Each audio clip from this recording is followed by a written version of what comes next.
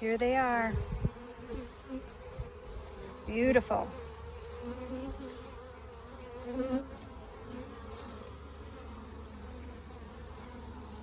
Every one of them is a new mama. For all these Africanized feral bee removals that we do, they all get requeened. Okay, I'm getting ready to head out and requeen some hives that thanks, fly, that I killed the queens in 2 days ago. So I'll take you guys along for that.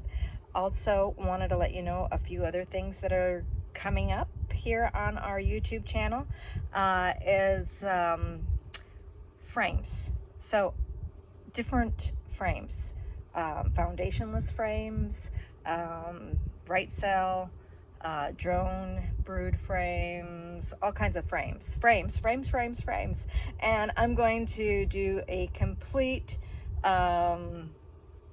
video on all the different frames that I use, the ones I don't like, and why I use them for different things. So that will be coming up, so make sure you follow. And the other thing that is going to be coming up is a salsa that I call it ajo fuerte salsa de Compas. Okay, so I learned how to make this in Compas, Sonora, out on a ranch. And one of the cooks said that this is like one of her family things that they would make. It is super simple, and ajo means garlic, so it's very focused on garlic as one of the main ingredients, and with some fresh corn chips, which if you've never made fresh corn chips, I'm going to show you how to do that too. So those are all things that are coming up, so make sure to subscribe. So other than that, we're about to head out into the bees. Okay, here I am out in my queen ring shed / storage shed, and as you can tell, it needs a lot of work. Everything I got is a project. All these grand projects that I've got swimming around in my head, and I can't seem to get any of them done. I just went online trying to order a new bee suit because mine's looking really ratty and starting to get holes, and quite a few. I have to usually buy a new suit like once a year. I'm just out in the suits so much, and doing live feral Africanized bee removals. You know, I'm sticking my arms into soffits and places that have nails and things. And, you know, my suit just eventually gets a lot of holes in it. Just regular, daily use pretty much. And so I looked over, and this was probably about 6-7 months ago, and I saw Dan's suit.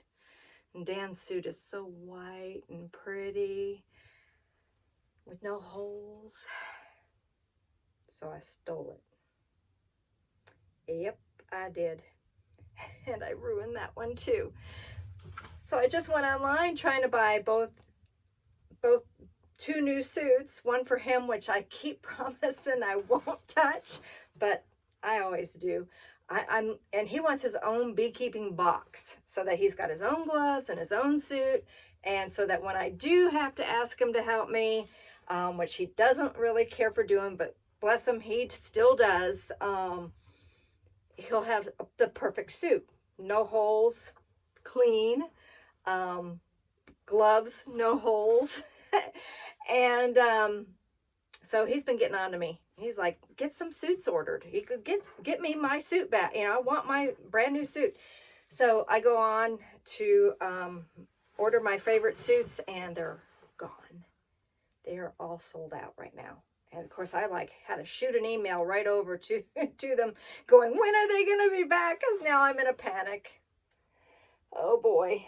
I'm just like, oh great. My favorite suits, not available. I'll tell you what those favorite suits are one of these days. Maybe when I get some in. Because I'm not going to tell you what they are right now, because I don't want you running out and beating me to the order when it finally comes in. I'm just going, oh my gosh, where are they? Oh, come on. Okay, got my handkerchief sweatband on. It's supposed to be 100 degrees today. Got me some water.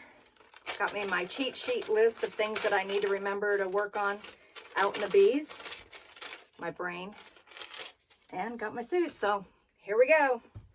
Okay, so the first one we're going to go check out is a Queenless Swarm that I caught and gave a queen to. So, we'll see how they're doing. Okay, it was a pretty small swarm. And I gave them a frame of brood from one of the cutouts. Looks like they've already released the queen. So let's see if I can find her. Okay, there she is. She is out. Looking good, mama. But as you can tell, when I gave them some frames of brood, they started raising some queen cells. Gonna see what she's doing. She's kind of heading over there.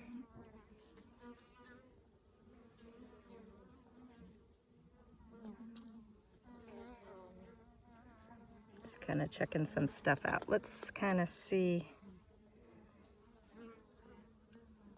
what she does.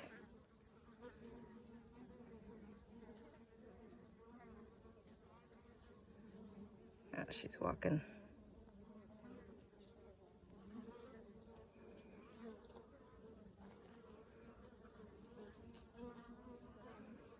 Walking away from him. All right, so what I'm going to do is I'm just going to cut them down. She might have already stung those queen cells. They could already be dead, but I'm going to, just for precaution's sake, I'm going to take them out. Okay, so they were a little jittery, and you got to be real cautious when introducing a new queen that they don't get so excited that they kill her. So I went ahead and closed, as soon as I cut down those cells, I closed it up because I only gave them one frame of brood. I knew I didn't have to look through to find any others. I gave them one frame of brood and one frame of honey when I first found the Queenless Swarm, just to hold them down, and then I gave them that queen after I noticed that they were starting to make queen cells. And so with that said, I need to go pull some more frames from other established hives to beef them up. Okay, right off, I'm freaking out. There's a new introduced queen in this hive as well. It's got a huge amount of sugar ants or piss ants, whatever you want to call them. I can't stand them, but what happened was some of the foliage touched the legs on the hive. I'm sorry, girls. I'm sorry. And the ants used it to get up here. So, yeah, I gotta try to get all the ants off of it. These ants can cause a hive to leave. They will literally completely abscond just due to the sheer number of these nasty little creatures. I know ants gotta eat too, but not in my beehives. That is just a no-no. And as you can tell, these are not Africanized bees because they're not coming after me while I'm smacking on the hive and trying to brush off everything. Just trying to give them a little help. Yeah, look at all these ants. This is where they were coming up at. Or getting onto the stand. That is really bad. Some people use like cinnamon and stuff. That never has worked for me. Okay, so this queen is not completely out yet. They're almost done with the candy plug. I gotta get these little piss ants under control. Otherwise, when she gets out, they just might leave. So I gotta get this hive taken care of. Okay, this is just really, really ugly. We got waxworms, really bad. This was a really weak bee removal that I did, and I really need more bees in this hive. I probably should have just consolidated like that Queenless Swarm and this hive to try to beef up their numbers. But so what I'm going to do is I'm going to take these two really ugly frames out. I'm going to put them in one of my strong frames. Look at that nasty waxworm. And you can tell all the little piss ants are running around. Literally, when that queen gets out, this hive might swarm. And there's too many pests in this hive. So I need to get this really fixed up. It's a good thing I came and checked on this hive today. Okay, so what I did is went and grabbed this nice frame of brood from one of my donor hives that I use for beefing up my feral removals, and I shook all the bees off of it. I don't want to give them more than this because their numbers are really low and they wouldn't be able to take care of this much brood. If I, too much brood. I can't give them any more than just one frame. You can do it, girl. Get that waxworm out of there. Way to go. Just drop it now. You're okay. Perfect. So, pretty much helped them out with their waxworms. Literally, I was only in here 1 week ago, and that's how fast a hive can change. I knew that they were weak, but I didn't see a bad waxworm issue. I didn't see ants at all. The ants are totally new. And that's how fast something like that can get away from the bees when they're not doing well, when they're weak to begin with. So you got to get out there when you have small hives. Get out there and constantly, at least once a week, and check to see how they're doing and give them help when you can. Okay, so what I ended up doing is I took the 2 frames that had waxworm damage to them and I gave them to an extremely strong hive to clean up. I helped them out by scratching out some of the worms so they didn't even have to do too much. And then I also pulled one of their frames of honey, and as you saw, one of their frames of brood, and gave it to this extremely weak hive. And that's why I keep donor hives around. You have to remember, I'm not a commercial beekeeper. Commercial beekeepers aren't going to have time for this. So if you're a commercial beekeeper and you're watching this, you're probably just rolling your eyes, and that's fine. What I'm here to do is save bees. I'm here to save feral bees and requeen them to European and make them strong again from doing these live removals. They get really knocked out. Their numbers get drastically reduced sometimes. And sometimes they're just small to begin with. Sometimes you're literally doing a removal and saving the bees from ultimate death if they would have stayed in the location they were in to begin with.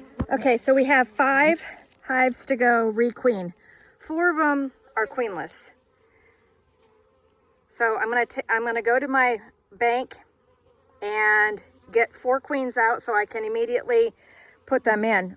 The reason why 1 is not queenless is because when I was getting it ready, I just couldn't find the queen.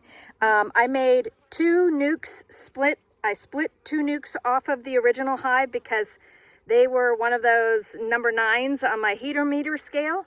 And I know that if I leave them as a really, really large hive to try to requeen the Africanized hybrid worker bees to a European queen bee, that they would likely kill her if I left them the size that they were. So I had to decrease their numbers in order to get them to accept a queen, but I didn't find their queen. So now I have to look through 2 nukes and the main hive and see who's making queen cells and who's not. Okay, I grabbed 4 new mamas from my queen bank and made sure that the queen bank did not have any piss ants or sugar ants all over it, and made sure that that queen bank still had a lot of nice brood in there, sealed brood that's about to emerge. Otherwise I'd have to go look for more sealed brood to, I guess you could say, feed to my queen bank, because the queen bank is left, they don't have a queen, so that all of the worker bees feed my queens that are in my racks. Okay, this is just a small, what I'm doing right now is I'm inside of one of the nukes. I'd already shook off some of the bees. I'm just here to knock down queen cells. Numbers are pretty low. They must have, a lot of them go back. We had probably some flyback, but all of the bees that are in here right now are going to be staying because they're the younger bees that are just emerging.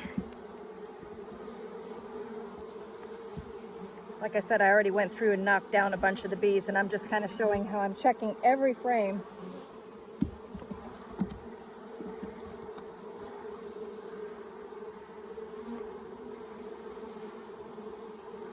I don't see any more queen cells. And literally, you don't want to leave your queens in the sun, so I've got mine in my pocket. And all I'm going to do is take them into the brood. It's a JZBZ plastic cage like this. And I'm just going to push it right underneath the bar. Push it right down back in there. And I'm keeping it away from my feeding hole. I put syrup on the top. Ta-da, you can see my feeding hole maybe.